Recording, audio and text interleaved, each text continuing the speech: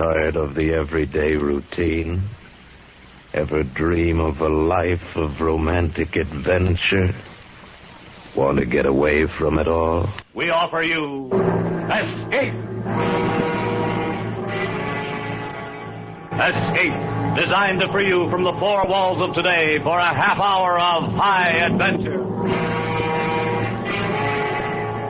Tonight, we escape to a lonely lighthouse off the steaming jungle coast of French Guiana and a nightmare world of terror and violence as we bring you again, in response to hundreds of requests, Three Skeleton Key, starring Vincent Price.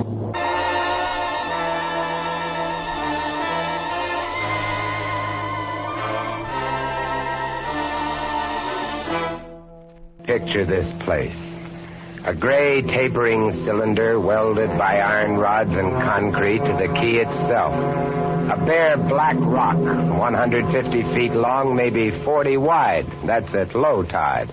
At high tide, just the lighthouse, rising 110 feet straight up out of the ocean. And all about it, the churning water, gray-green, scum-dappled, warm as soup, and swarming with gigantic bat-like devilfish, great violet schools of Portuguese man-o'-war, and yes, sharks, the big ones, the 15-footers. And as if this weren't enough, there was a hot, dank, rotten-smelling wind that came at us day and night off the jungle swamps of the mainland. A wind that smelled like death. A wind that had smelled the slow and frightful death that came one night to this bare black rock. Set in the base of the light was a watertight bronze door, and in you went, and up. Yes, up and round and round, past the tanks of oil and the coils of rope, casks of wicks, racks of lanterns, sacks of spuds and cartons and cans, and up, round and round.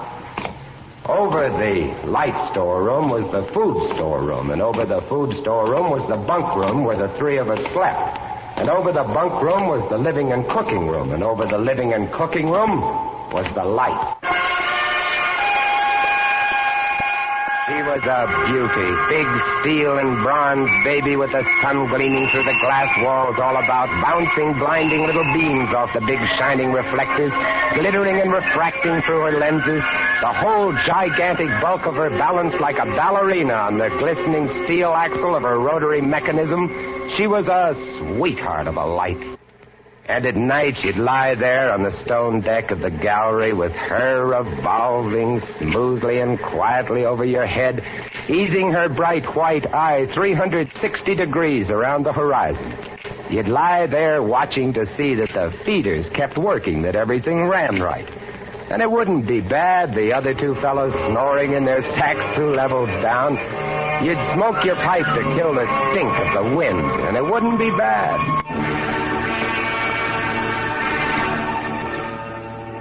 About those other two, Louis and Auguste. What a pair. Louis, he was head man, was a big fellow from the Basque country, black beard, little hard black eyes, and a pair of arms that I tell you, those arms were as big around as my legs. Yes, head man he was, and what word he let go was law. A silent fellow, and although I spent my first 2 weeks trying to strike up a real conversation, the most I could ever get out of him was... John, I took up this profession because I don't like people. They want to talk too much. It's quiet work, light tending. Let's keep it that way. You're getting to be as bad as Auguste. I thought maybe for once they send me somebody... That was Louis. When he accused me of becoming like Auguste, I quieted down, because Auguste was the talkingest man I'd ever met. The talkingest and the ugliest. He was hunchbacked, stood 4 feet high, had red hair and big blue eyes. It seems he'd been an actor in Paris. Indeed, played in over 200 different productions, dear boy, at the Grand Guignol. Oh, but it was monstrous horrible, the way we used to scare the audiences. I was hated. Yes, they used to throw things and hiss and bare their teeth at me. Finally, it got too bad. I couldn't stand it any longer. I gave up the theater. My nerves, you understand. Yes, gave it up completely. I really did. Couldn't stand it any longer.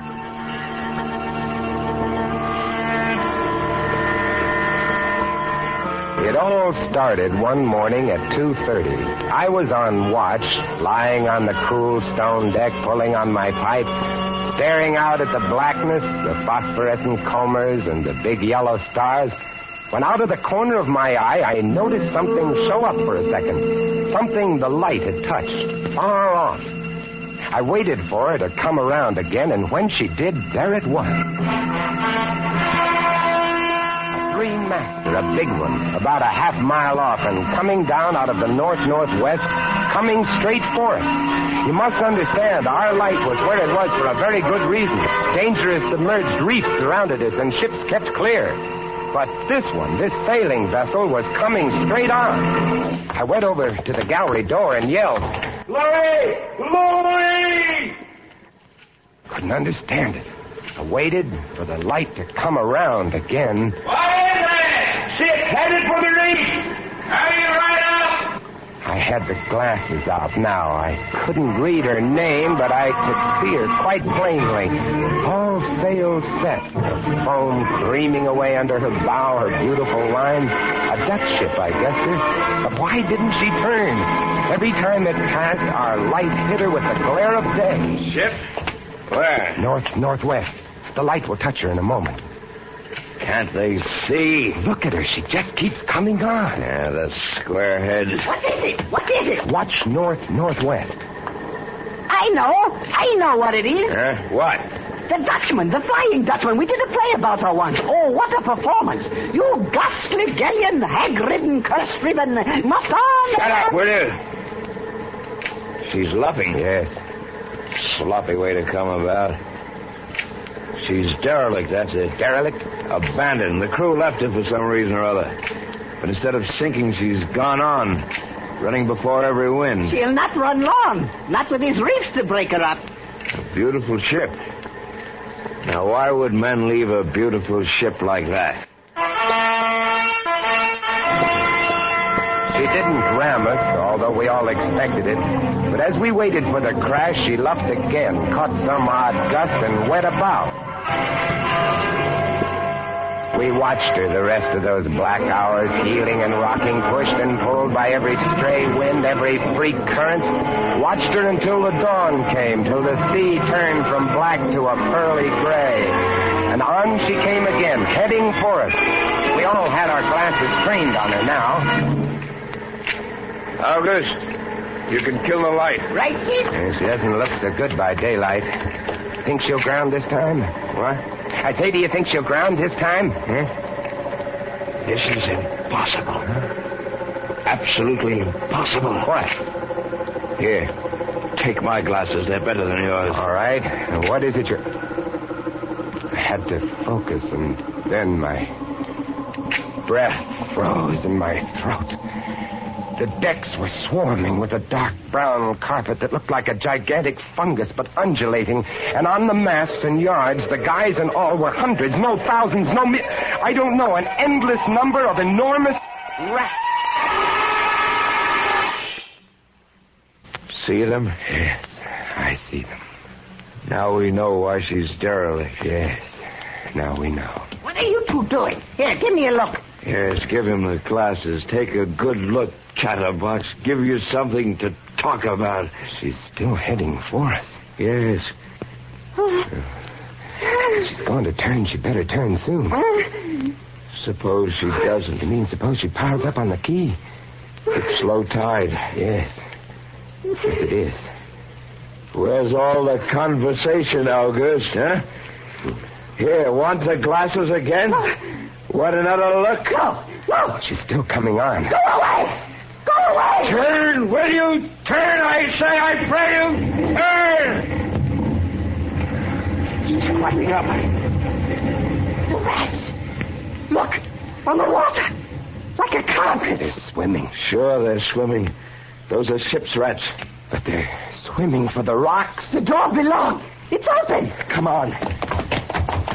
Down we went, racing down the stone stairs, taking them 3 and 4 at a time. Scared? You bet we were scared. August, you get the windows. Maybe they can climb. We don't know. Right, Chief. But hurry, hurry.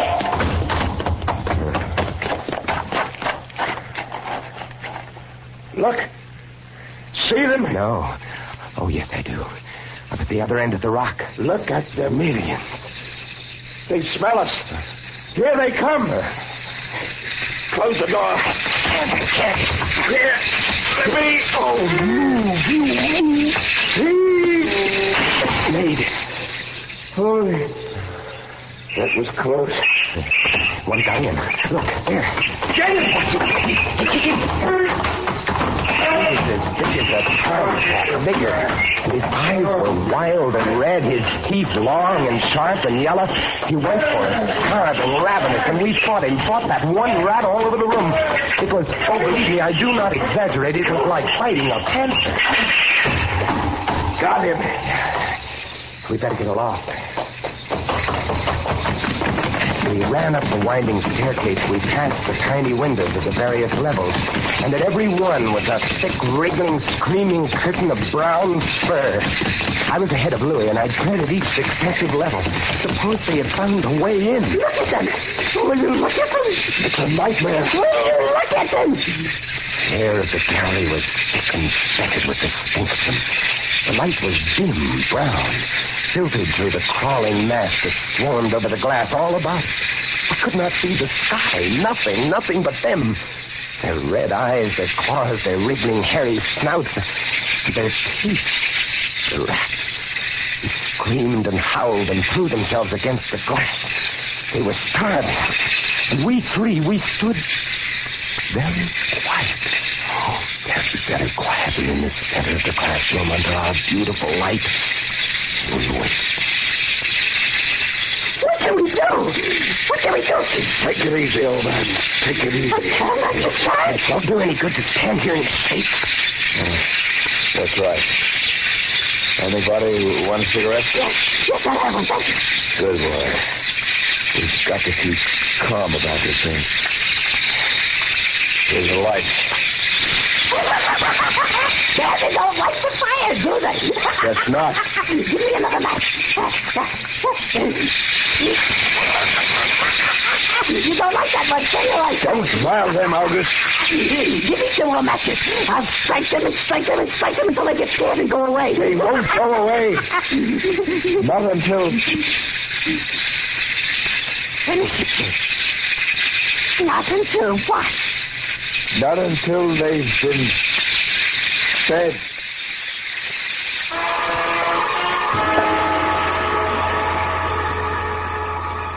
You can take just so much horror, and then you get used to it. And they were interesting to watch, you know. They couldn't understand the glass. They could see us, and they could rush at us, but that thin, invisible barrier held them off, stopped them. From time to time, we caught a glimpse of the rocks below. More rats down there, swarming brown velvet in the bright tropical sunlight. And then the tide began to rise. Only it had drowned some of them. Ship's rats don't drown. No, sir, you cannot drown one of them. They're all climbing up the tower. This bunch around us is getting thicker. Say, what's the time? 6:15. You've got first watch, John. Right. Wake me at 10. I will. Come along, August. It was getting dark. One side of the room was lit a soft, filtered red. Sunset through the racks. Oh, very pretty. I set the wicks, checked my fuel, and then lit the lamp. It caught them. Lit them in their gigantic wriggling web of pale, hairless bellies, twitching red tails, bright eyes. Then I started the rotary motor. Light drove them mad as she swung slowly and smoothly about. She blinded them in the fierce, stabbing bar of light, moving continually about of a turning, of a touching, of a moving around and around, and they twisting and shuddering, eyes flaming when they were struck by the light. bright light moving, and behind on the dark side of the room, so close, I dared not turn my back, but you cannot help turning your back when you're in a room made of glass. On the dark side of the room, you could not see them, only their eyes. Thousands of points of blank red light blinking and twinkling like the stars of hell.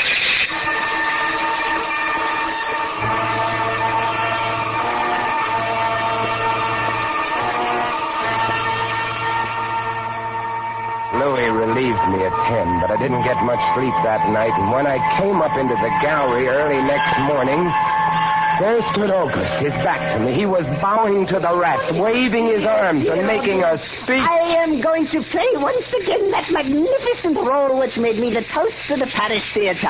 Prelate, the evil genius of the medieval underworld.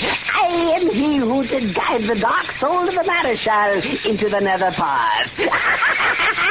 Do not be frightened, little children. I will not hurt you. I stood staring at him, horror-struck, but he didn't notice me.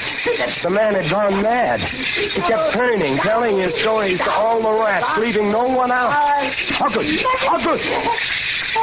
Another one. A latecomer. Take a seat on the aisle, dear patron. August, move over there. Let the gentleman be but he didn't stop. Come. He went on, bowing and scraping to the rats, his big blue eyes rolling and winking, his wild red hair waving about him. I grabbed him by the arm. Slapped his face. He looked at me like a child. And then his face screwed up. He looked as though he were about to cry. Go below. Go on. Oh, very well, then. Later, my dear audience, later. Matinee today. Sure, he was crazy. But I guess we all were. A few hours later, he came back up and caught Louis and me teasing the rats. Yes. Sounds horrible? It was fun. We could get right up against the glass and make faces at them. It drove them crazy. They would scratch away trying to get at our eyes. Louis was even cuter about it. He'd pull a piece of bread out of his pocket and press it against the glass. The rats would scramble into a solid ball, biting each other, clustering like grapes. From time to time, a whole knot of them would slip and fall 110 feet to the surf below. Look at the sharks! They're eating them. Yeah, the sharks are our friends. Here, I'll get another bunch together. Here, my beauty. That's it. Tyler, kill each other. There they go! Auguste joined in, too. Oh, very ingenious Auguste. He learned that if he spread-eagled himself against the glass, they'd bunch and bundle against his figure. Then he'd leap back. Look! My portrait in rat.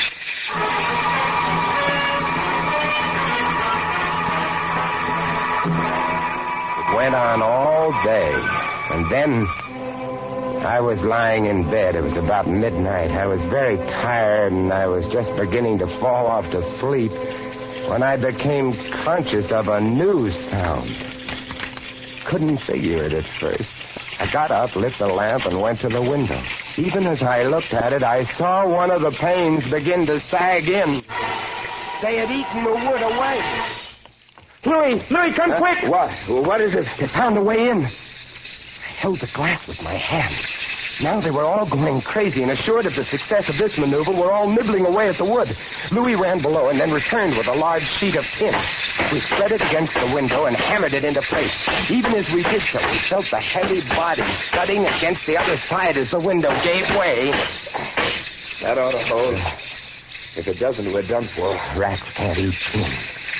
No, they can't. What was that? I don't know. It came from below. Storeroom window. They're in. They're swarming up the stairs. Drop the trap. Right. Two of them got in. Let's go after them. We didn't have to go after them. They came at us. I leaped to one side and grabbed the marlin spike, swung, and snatched one in midair. No! I whirled to see Louis with the other. It had ripped his hand open, and the blood was pouring all over the place. He held his hand aloft and kicked at the snarling rat. I stepped and swung and got him. My hand! He got my hand! That's both of them, Louis. I'll get you something to tie that up. Blood! Look at it! My blood! I'm bleeding! Now, don't worry about it, Louis. Here, look. I'll wind this kerchief around it. It'll be okay. Blood! There now. It's not bad, just the flesh. Then I became conscious of another new sound. They were gnawing their way through the wooden trap door. I watched the wood fascinated. Even as I did, it began to give way, and a bristling, whiskery nose showed through. Louis, we got to go up. Next level was the living quarters in the kitchen. I slammed the trap door there, too, but it, too, was wood. My blood! What are we going to do? I don't know. We'll be through this one in a moment. The gallery. The trap door in the gallery is metal. Good. Come on. We made it. We lay across the trap door exhausted. While below us, the rats took over the entire tower. I could hear them howling and fighting over our food supply, our water, our leather. And all about us, the others screamed and glared in at us, swayed in a tangled mass, hypnotized by the ever-turning light.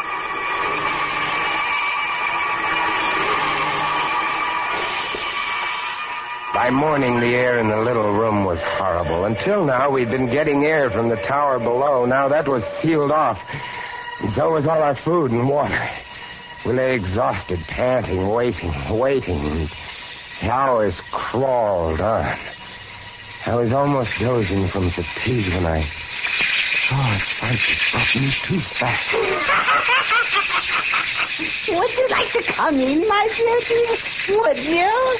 I hold the powers of life and death, and I can let you in the door. August was standing by the glass, and in one hand he held a wrench. He was tapping the glass gently, not quite hard enough to break it. I heaved myself to my feet, and slowly, very slowly, tiptoed toward him. All I have to do is tap just a little harder.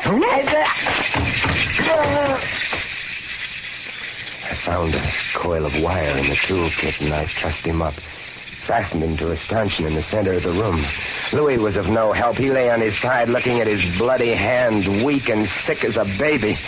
So there I was, a lunatic and a coward for company, and all about watching our little drama, the rats.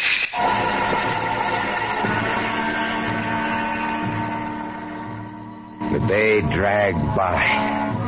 The supply boat wasn't due for another 12 days. I don't know what they could have done if they had come. We had only one way of summoning them, and that was to shoot off distress rockets, but the rockets were 4 floors below. And even if they'd been right there in the gallery, I couldn't have opened a window to fire them. At night, I tended the light, but its flame was devouring our oxygen. The following day, we lay, thirst-tormented, starving, waiting, and the following night, I again tended the light, but the small supply of spare wicking we kept in the gallery had become exhausted, and quite suddenly, about midnight, the light went out. There's nothing I could do. Wicks were stored 3 levels below. Nothing I could do. Nothing. From time to time, I'd strike a match to see the clock. When I did, it lit up the million red eyes about us. All about us. Watching. Waiting. Below, it had grown quiet. They'd cleaned us out, and now they, too, were waiting. All waiting. And then the rats, quite suddenly, were silent. And then I heard it.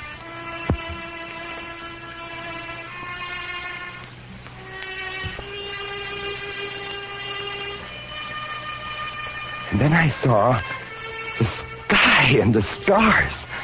The rats were gone. I went to the glass.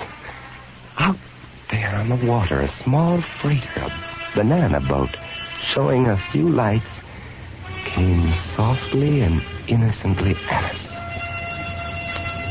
The light was out. They didn't know. I wanted to open the windows to call out to them, to warn them somehow, but I was afraid.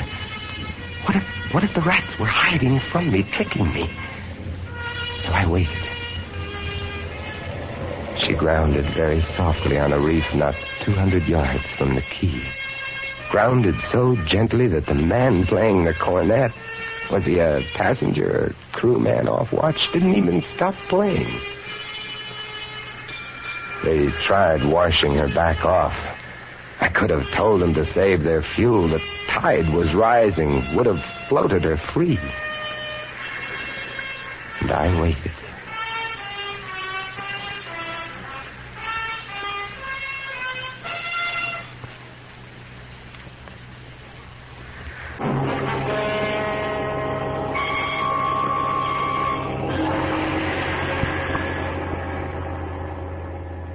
That's all. That's the story. The sun came up and there wasn't a rat on the whole quay. Every last one of that terrible army had left us, gone back to sea on their new ship. Auguste, insane asylum, he never recovered. And Louis, they took him into Cayenne where he died of blood poisoning from his bite. Oh, yes. Well, that's the whole of it. And if you'll excuse me now, I must go set my traps. No mouse traps. No rats in this lighthouse, I should say not. Life in the lights isn't bad. But sometimes when I see a strange vessel approaching, I get a little nervous, sure. Somewhere on the seas, there's a little banana boat without a crew. That is, without a human crew.